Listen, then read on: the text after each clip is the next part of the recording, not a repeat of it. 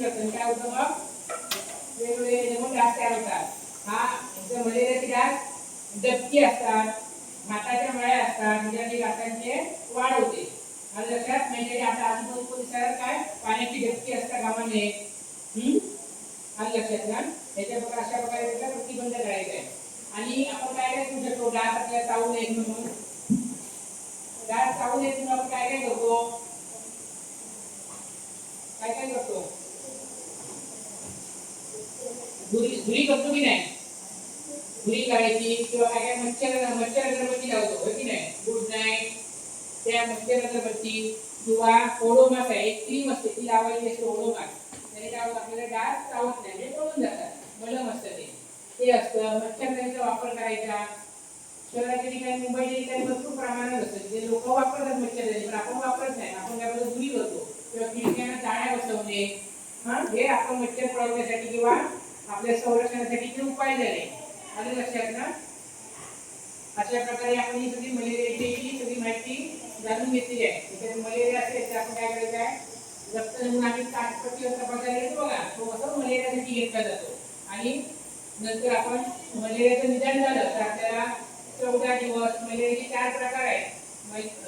plasmodium virus plasmodium ovale plasmodium falciparum plasmodium malaria त्याचे 4 प्रकार आहेत आपल्याकडे 2 प्रकार त्याचे जास्त प्रामुख्याने आढळतात प्लाझ्मोडियम वायरस आणि प्लाझ्मोडियम फॅल्सिफेरम मग त्याचे 3 दिवस औषध उपचार आहेत आणि 14 दिवस औषध उपचार आहेत मग निदान झालेले आपल्याला 14 दिवस किंवा 3 दिवस प्रकारानुसार मोफत औषध उपचार मिळतो आणि लक्षात पहिल्याचे लक्षण काय तर थंडी वाजून ताप येणे डोकेदुखी मळमळ अशा प्रकारे आपले लक्षण वाटली तर आपण लगेच औषध रक्त नमुना तपासून घ्यायचा आहे त्या सरकारी दवाखान्यात संपर्क साधायचा आहे आणि लक्षात आता आपण नंतर एक थोड्यावेळाने रॅली काढूया आपण आता मणी दिलेले आहे प्रत्येकाने 3-4 मणी आपण दिले तर पहिला काय एका कणकण तापाची करा तपासणी रक्ताची म्हणजे रक्ताची तपासणी केल्यावर याचं काय होतं निदान होतं ह्या आजाराचं म्हणून काय करायचं ताप आला तर रक्त तपासलं पाहिजे दुसरं काय गप्पी मासे पाळा हिवताप डेंग्यू आजार टाळा आता गप्पी मासे काय करतात आता डास नियंत्रणासाठी आपण सांगितलं तुम्हाला मच्छरदाणी वापरणे धुरी करणे किंवा अगरबत्ती लावणे त्याच्याबरोबर एक जैविक उपाय आहे ज्या मोठ्या प्रमाणात हे असतात मेट्रोली असतात जे खड्डे असतात जिथे आपण पाणी खाली करू शकतो मोठे मोठे हे असतात तिथे आपण काय करतो गप्पी मासे सोडतो त्या गप्पी मासे काय करतात तर ते डासांच्या आळ्या खातात हे बघा इथे तुम्हाला गप्पी मासे दिले आणि दिले तुम्हाला दाखवण्यासाठी ते काय करतात तर आळ्या खातात आळ्या खाल्यामुळे काय होतं आपोआप त्याचं